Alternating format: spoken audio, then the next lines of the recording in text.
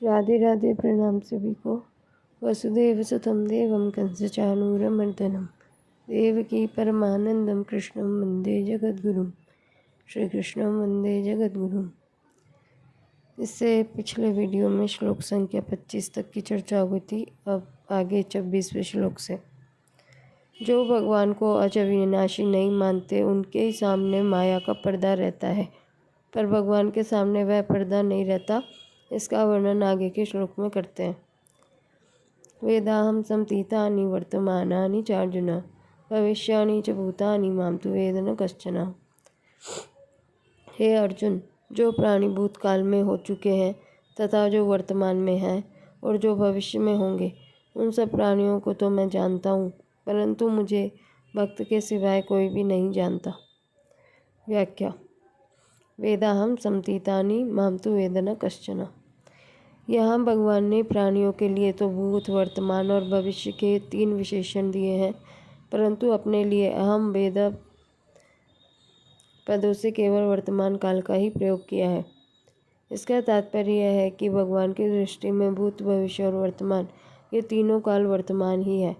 अतः भूत के प्राणी हों, भविष्य के प्राणी हों अथवा वर्तमान के प्राणी हों, सभी भगवान की दृष्टि में वर्तमान होने से भगवान सभी को जानते हैं। भूत, भविष्य और वर्तमान ये तीनों काल तो प्राणियों की दृष्टि में है, भगवान की दृष्टि में नहीं। जैसे सिनेमा देखने वालों के लिए भूत, वर्तमान और भविष्य काल का भेद रहता है, पर सिनेमा की फिल्म में सब कुछ वर्तमान है, ऐसे ही प्राणियों की दृष्टि में भूत, वर्तमान और भविष्य काल का भेद रहता है, पर भगवान की दृष्टि में सब कुछ वर्तमान ही रहता है, कारण कि संपूर्ण प्राणी काल के अंतर्गत है और भगवान काल से अतीत है। देश, काल, वस्तु, व्यक्ति, घटना, परिस्थिति आदि बदलते रहते हैं और भगवान हरदम वैसे के वैसे रहते हैं। काल के अंतर्गत आए हुए प्राणियों का ज्ञान सीमित होता है और भगवान का ज्ञान असीम है। उन प्राणियों में भी कोई योग का अभ्यास करके ज्ञान बढ़ा लेंगे तो वे युंजनमान योगी होंगे और जिस समय जिस वस्तु को जानना चाहेंगे उस समय उसी वस्तु को वे जानेंगे। परंतु भगवान तो युक्त योगी हैं, अर्थात बिना योग का अभ्यास किए ही वे मात्र जीवों को और मात्र संसार को सब समय स्वतः जानते हैं।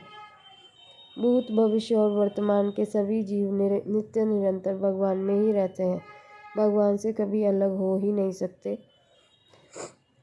भगवान में भी यह ताकत नहीं है कि वे जीवों से अलग हो जाएं। अतः प्राणी कहीं भी रहे, वे कभी भी भगवान की दृष्टि से ओझल नहीं हो सकते। माम तु वेद न कश्चन का तात्पर्य है कि पूर्व श्लोक में कहे हुए मूल समुदाय से मेरे को कोई नहीं जानता, अर्थात जो मेरे को अज और अविनाशी नहीं मानते, प्रत्युत मेरे को साधारण मनुष्य जैसा जन्मने मरने वाला मानते हैं, उन मूढ़ों में से मेरे को कोई भी नहीं जानता, पर मैं सबको जानता हूँ। जैसे बांस की चिक दरवाजे पर लटका देने से भीतर वाले तो बाहर वालों को पूर्णतः देखते हैं, पर बाहर वाले केवल दरवाजे पर टंगी हुई चिक को ही देखते हैं, भीतर वालों को नहीं। ऐसे ही योग माया रूपी चिक से अच्छी तरह से आवृत होने के कारण भगवान को मूल लोग नहीं देख पाते, पर भगवान सबको देखते हैं। यहाँ एक शंका होती है कि भगवान जब भविष्य में होने वाले सब प्राणियों को जानते हैं तो किसी की मुक्ति होगी और कौन सा बंधन रहेगा, यह भी जानते ही हैं, क्योंकि भगवान का ज्ञान नित्य है। अतः वे जिनकी मुक्ति जानते हैं उनकी तो मुक्ति होगी और जिनको बंधन में जानते हैं वे बंधन में रहेंगे। भगवान की इस सर्वज्ञता से तो मनुष्य की मुक्ति परतंत्र हो गई, मनुष्य के प्रयत्न से साध्य नहीं रही। इसका समाधान यह है कि भगवान ने अपनी तरफ से मनुष्य को अंतिम जन्म दिया है। अब इस जन्म में मनुष्य अपना उद्धार कर ले अथवा पतन कर ले, यह उसके ऊपर निर्भर करता है। उसके उद्धार अथवा पतन का निर्णय भगवान नहीं करते। इसी अध्याय के 19वें श्लोक में भगवान यह कह आए हैं कि बहुत जन्मों के इस अंतिम मनुष्य जन्म में जो कुछ है वह सब वासुदेव ही है। ऐसे मेरे शरण होता है वह महात्मा दुर्लभ है। इसका तात्पर्य यह हुआ कि मनुष्य शरीर में संपूर्ण प्राणियों को यह स्वतंत्रता है कि वह अपने अनंत जन्मों के संचित कर्म समुदाय का नाश करके भगवान को प्राप्त कर सकते हैं, अपनी मुक्ति कर सकते हैं। अगर यही माना जाए कि कौन सा प्राणी आगे किस गति में जाएगा, ऐसा भगवान का संकल्प है, तो फिर अपना उद्धार करने में मनुष्य की स्वतंत्रता ही नहीं रहेगी और ऐसा करो ऐसा मत करो, यह भगवान, संत, शास्त्र, गुरु आदि का उपदेश भी व्यर्थ हो जाएगा। इसके सिवाय जो मनुष्य जिस देवता की उपासना करना चाहता है, उस देवता के प्रति मैं उसकी श्रद्धा दृढ़ कर देता हूँ। और अंत समय में मनुष्य जिस भाव का स्मरण करके शरीर छोड़ता है, वह उसको ही प्राप्त होता है। इस तरह उपासना और अंतकालीन स्मरण में स्वतंत्रता भी नहीं रहेगी, जो भगवान ने मनुष्य मात्र को दे रखी है। बिना कारण कृपा करने वाले प्रभु जीव को मनुष्य शरीर देते हैं, जिससे यह जीव मनुष्य शरीर पाकर स्वतंत्रता से अपना कल्याण कर सके। गीता में 11वें अध्याय के 33वें श्लोक में जैसे भगवान ने अर्जुन से कहा, मय्ये वेत्ते नियता पूर्वमेव निमित्त मात्रम भव सव्यसाचिन्, अर्थात मेरे द्वारा ये पहले ही मारे जा चुके हैं, तू केवल निमित्त मात्र बन जा। ऐसे ही मनुष्य मात्र को विवेक और उद्धार की पूरी सामग्री देकर भगवान ने कहा है कि तू अपना उद्धार कर ले, अर्थात अपने उद्धार में तू केवल निमित्त मात्र बन जा, मेरी कृपा तेरे साथ है। इस मनुष्य शरीर रूपी नौका को पाकर मेरी कृपा रूपी अनुकूल हवा से जो भवसागर को नहीं तरता, अर्थात अपना उद्धार नहीं करता, वह आत्महत्यारा है। माया अनुकूलेन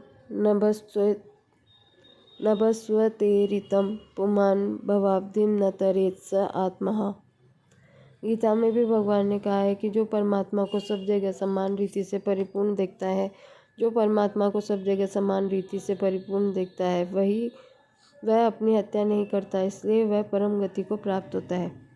इससे भी यह सिद्ध हुआ कि मनुष्य शरीर प्राप्त होने पर अपना उद्धार करने का अधिकार, सामर्थ्य, समझ आदि पूरी सामग्री मिलती है।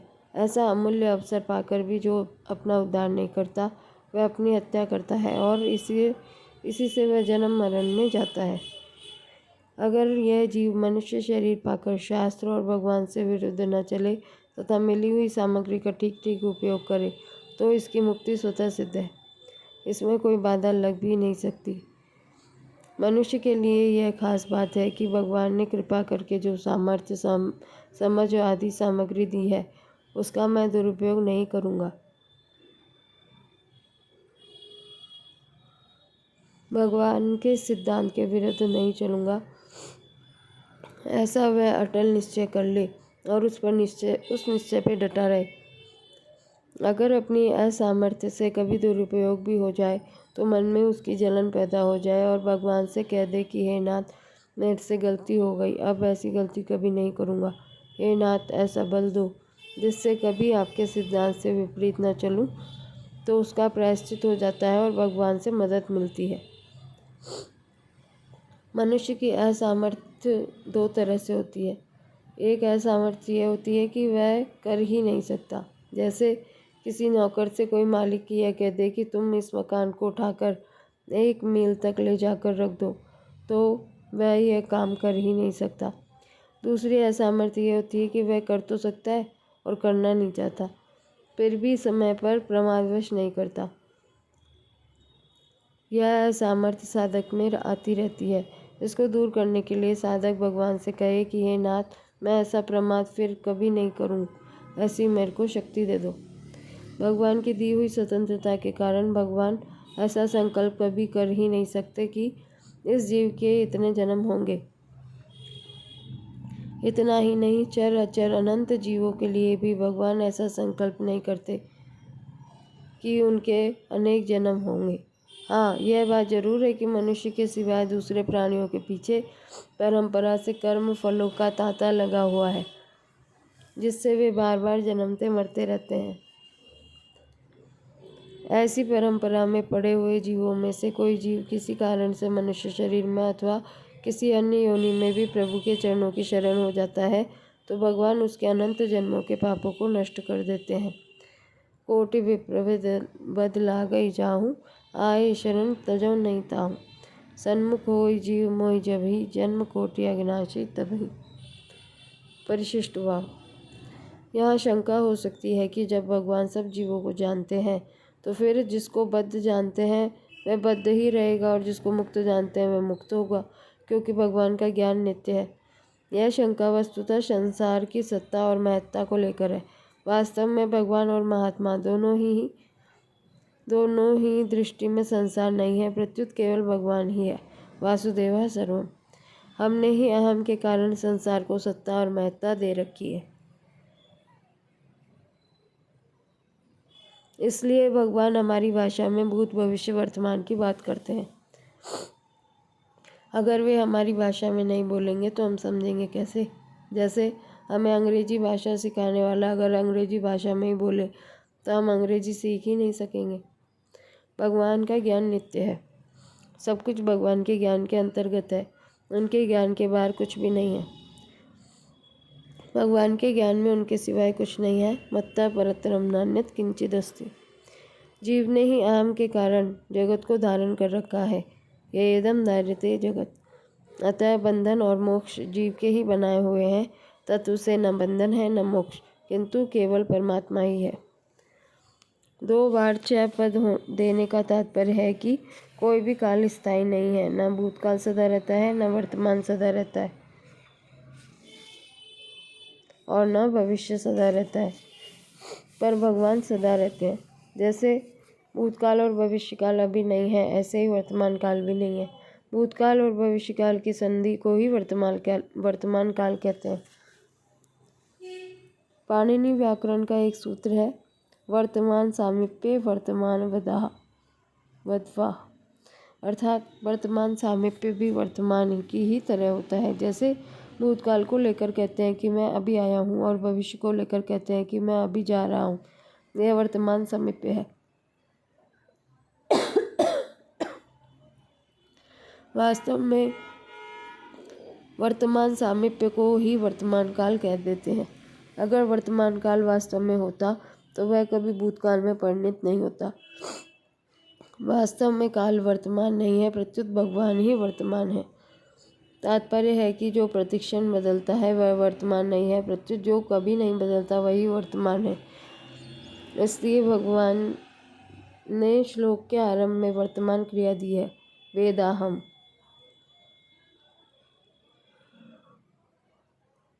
भगवान भूत भविष्य और वर्तमान सब में सदा वर्तमान है, पर भगवान में न भूत है, न भविष्य है और न वर्तमान है।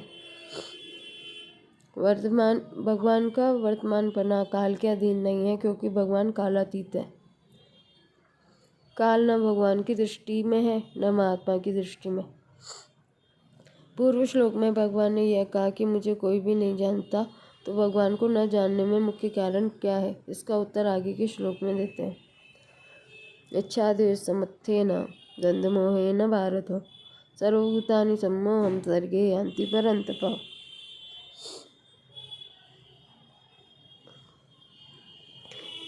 कारण कि हे भरतवंश में उत्पन्न शत्रुतापन अर्जुन, इच्छा राग और द्वेष से उत्पन्न होने वाले द्वंद्व मोह से मोहित संपूर्ण प्राणी संसार में अनादिकाल से मूर्ता को अर्थात जन्म मरण को प्राप्त हो रहे हैं। व्याख्या। इच्छा देश समुत्थेन सर्गे यान्ति परन्तप। इच्छा और द्वेष से द्वंद्व मोह पैदा होता है, जिससे मोहित होकर प्राणी भगवान से बिल्कुल विमुख हो जाते हैं और विमुख होने से बार बार संसार में जन्म लेते हैं। मनुष्य को संसार से विमुख होकर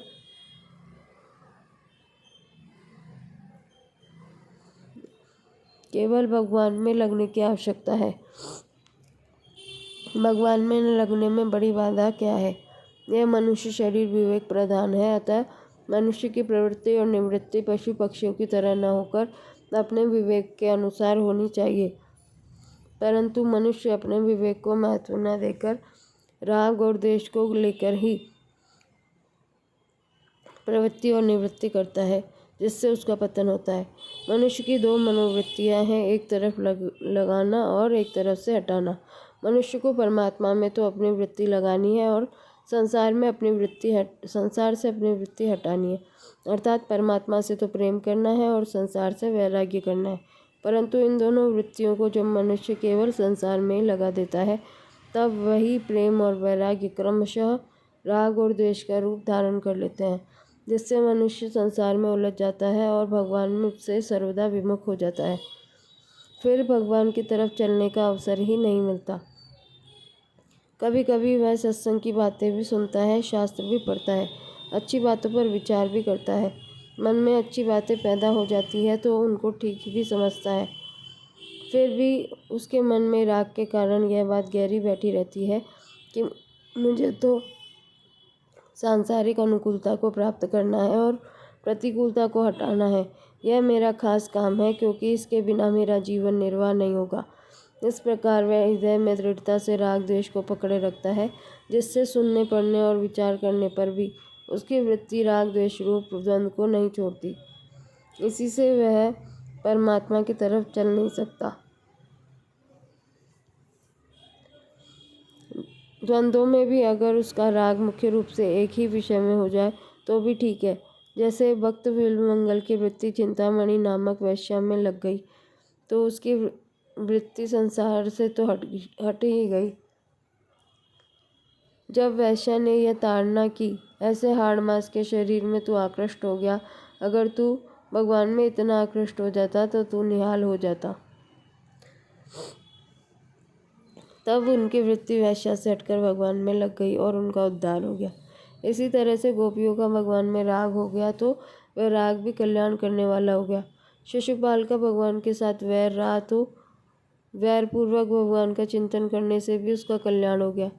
कंस को भगवान से भय हुआ तो भय वृत्ति से भगवान का चिंतन करने से उसका भी कल्याण हो गया।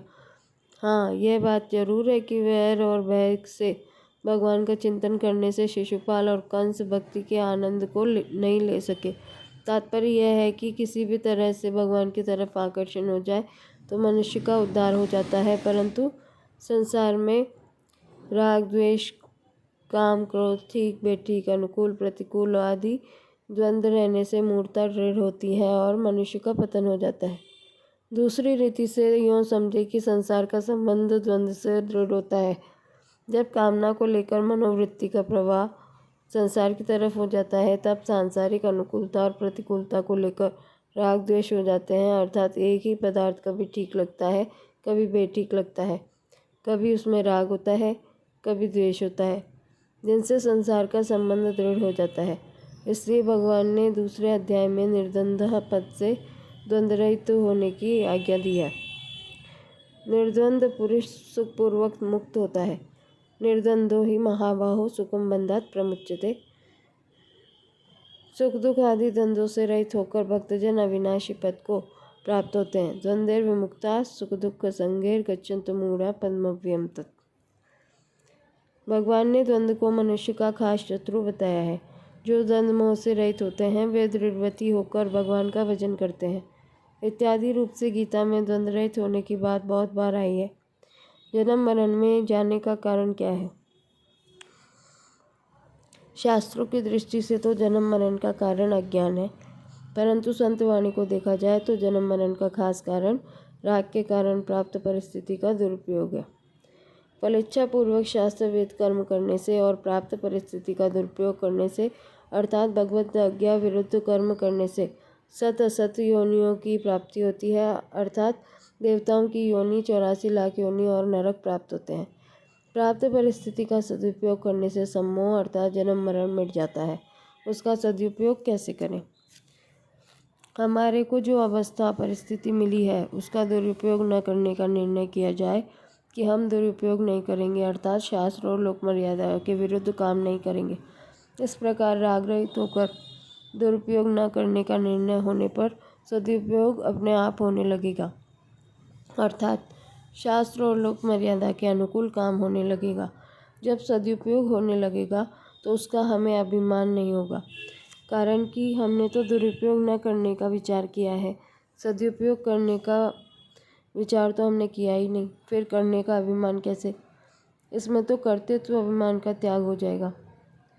जब हमने सदुपयोग किया ही नहीं तो उसका फल भी हम कैसे चाहेंगे, क्योंकि सदुपयोग तो हुआ है, किया नहीं। अतः इससे फलेच्छा का त्याग भी हो जाएगा। कर्तृत्व अभिमान और फलेच्छा का त्याग होने से अर्थात बंधन का अभाव होने से मुक्ति स्वतः सिद्ध है। प्रायः साधकों में यह बात गहराई से बैठी हुई है कि साधन, भजन, जप, ध्यान आदि करने का विभाग अलग है और सांसारिक काम धंधा करने का विभाग अलग है। इन दो विभागों के कारण साधक भजन, ध्यान आदि को तो बढ़ावा देते हैं, पर सांसारिक काम धंधा करते हुए राग, द्वेष, काम, क्रोध आदि की तरफ ध्यान नहीं देते। प्रत्युत ऐसी दृढ़ भावना बना लेते हैं कि काम धंधा करते हुए तो राग द्वेष होते ही हैं, ये मिटने वाले थोड़े ही हैं। इस भावना से बड़ा भारी अनर्थ यह होता है कि साधक के राग द्वेष बने रहते हैं, जिससे उसके साधन में जल्दी उन्नति नहीं होती। वास्तव में साधक चाहे पारमार्थिक कार्य करे चाहे सांसारिक कार्य करे, उसके अंतःकरण में राग द्वेष नहीं रहने चाहिए। पारमार्थिक और सांसारिक क्रियाओं में भेद होने पर भी साधक के भाव में भेद नहीं होना चाहिए, अर्थात पारमार्थिक और सांसारिक दोनों क्रियाएं करते समय साधक का भाव एक ही रहना चाहिए कि मैं साधक हूँ और मुझे भगवत प्राप्ति करनी है। इस प्रकार क्रियाभेद तो रहेगा ही और रहना भी चाहिए, पर भावभेद नहीं रहेगा। भावभेद न रहने से अर्थात एक भगवत प्राप्ति का ही भाव रहने से पारमार्थिक और सांसारिक दोनों ही क्रियाएं साधन बन जाएगी। परिशिष्ट भाव।